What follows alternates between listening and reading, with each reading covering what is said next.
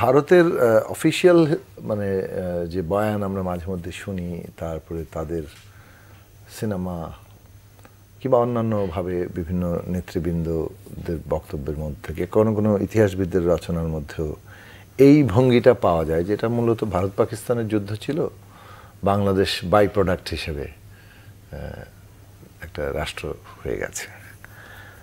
তথ্যগত দিক থেকে বিষয়টা ঠিক না, কারণ যুদ্ধটা মানে যুদ্ধ বলেন, একটা গণহত্যা বলেন, সেটা বাংলাদেশে পূর্ব পাকিস্তানেই শুরু হয়েছিল। সেখান থেকে প্রতিরোধের যুদ্ধ শুরু হয়েছে এবং সেই প্রতিরোধ যুদ্ধ মধ্যে ভারতের একটা অংশগ্রহণ তৈরি হয়েছে এবং তারা আমাদের সহযোগিতা করেছেন, আশ্রয় দিয়েছেন, ট্রেনিংয়ের সহায়তা করেছেন এবং শেষ পর্যায়ে ভারতের সেনাবাহিনীও একটা যুদ্ধে অংশ নিয়েছে। আবার একইভাবে বলা চলে যে কবে দিল? পশ্চিম সীমান্তে, হ্যাঁ, 3 ডিসেম্বর, ডিসেম্বরের 3 তারিখ থেকে। জি।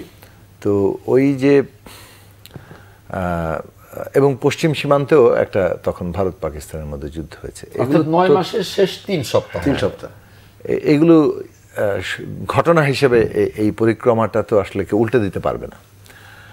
এখন এই যে বাংলাদেশের স্বাধীনতা যুদ্ধ যে একটা তার স্বতন্ত্র বিষয়, এটার স্বীকৃতি মানে যখন ভারতের পক্ষ থেকে ভারতের কর্তা ব্যক্তি এবং ওই যে বললাম যে বিভিন্ন পর্যায়ে, সেটা সংস্কৃতি অঙ্গন পর্যন্ত, মানে তাদের মোটামুটি এটাই ন্যারেটিভ। এবং এই ক্ষেত্রে তাদের প্রধান দলগুলোর ন্যারেটিভের ক্ষেত্রেও এসে, বিশেষত কংগ্রেস এবং বিজেপির ক্ষেত্রে এই ন্যারেটিভে খুব আলাদা হয় না আর কি। এই ন্যারেটিভটা আছে যে ডিভাইডিং পাকিস্তান, এটা তাদের কাজ। হ্যাঁ, তারা এটাকে পাকিস্তানের বিভক্তি হিসেবে দেখে। তো বাংলাদেশের স্বাধীনতা সংগ্রামের যে মর্যাদা, মূল্যায়ন ইত্যাদি, সেটা এই ন্যারেটিভের মধ্যে, এটা কেবল এইবারের প্রধানমন্ত্রী নরেন্দ্র মোদীর টুইটের মধ্যেই নয়, এর আগেও বহু ঘটনার মধ্যে দিয়ে প্রকাশিত হয়েছে। ভারত বাংলাদেশের সাথে যে সুসম্পর্ক চায়, বন্ধুত্বপূর্ণ সম্পর্ক চায়, আমরা যেটা চাই, সেই ক্ষেত্রে সত্যের ধামাচাপা দিয়ে তো আসলে সেই সুসম্পর্ক দাঁড়াবে না। মানে ইতিহাসের ন্যারেটিভ থেকে শুরু করে এটা পারস্পরিক মর্যাদা, স্বার্থের ন্যায্যতা, এই সবগুলোর সাথে সম্পর্কিত। কাজেই এই ধরনের বিষয়গুলো বাংলাদেশের জনগণের মধ্যে প্রতিক্রিয়া তৈরি করে যে ভারতের বয়ানের মধ্যে বাংলাদেশ প্রায় নাই। এটা এই যে জায়গাটা হলো, কিংবা একটা পুরো স্বাধীনতা সংগ্রাম, এইটার যে গণমানুষের মধ্যে থেকে উত্থিত হয়েছে, গণমানুষের যেটাকে গণযুদ্ধে রূপান্তরিত করেছিলেন, সেই পুরো ইতিহাসটাই তাদের বয়ানের মধ্যে খুব বেশি জায়গা পায় না। ওই রকমভাবে পায় যেন এটা একটা বাই প্রোডাক্ট হিসেবে এসছে। তো সেটা বাংলাদেশের, যেটা বললেন যে মুক্তি সংগ্রামটাকে খাটো করা হয়, এবং এই খাটো করাটাকে তো আমরা কখনো গ্রহণ করিনি।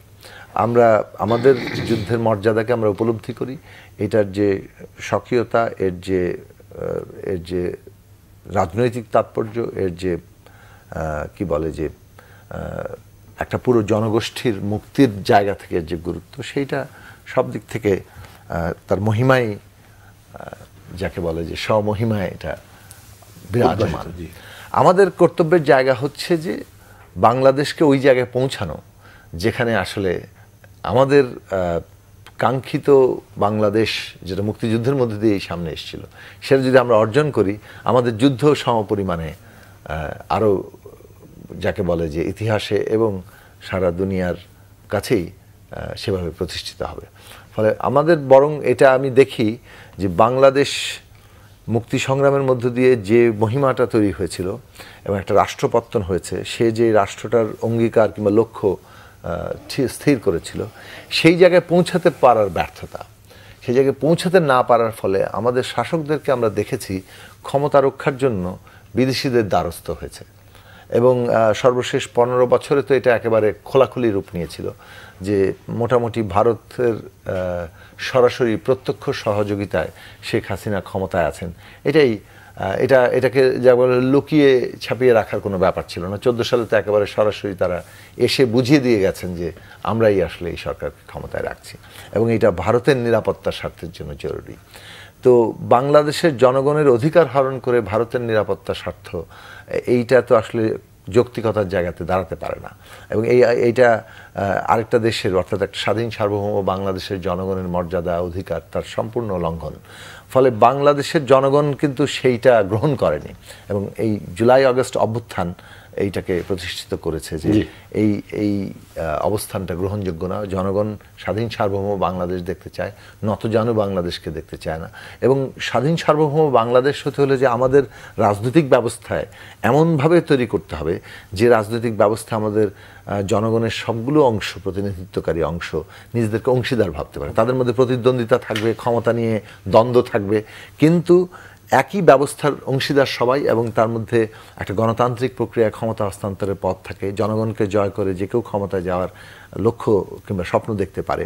সেই জায়গাটা যদি আমরা তৈরি করতে পারি তাহলে বাংলাদেশের যে অমিত সম্ভাবনা আছে, এক গণতন্ত্রের দিক থেকে, দুই হচ্ছে যে একটা জনগোষ্ঠী হিসেবে আমরা সারা দুনিয়ায়, বিশেষত দক্ষিণ বিশ্বে, মানে গ্লোবাল সাউথ যাকে বলে, সেখানে একটা নেতৃস্থানীয় দেশ হিসেবে সামনে আসতে পারি। সেই অর্জনই আমাদের মুক্তিযুদ্ধকেও ওই মহিমায় দুনিয়াব্যাপী ইতিহাসে প্রতিষ্ঠা করবে।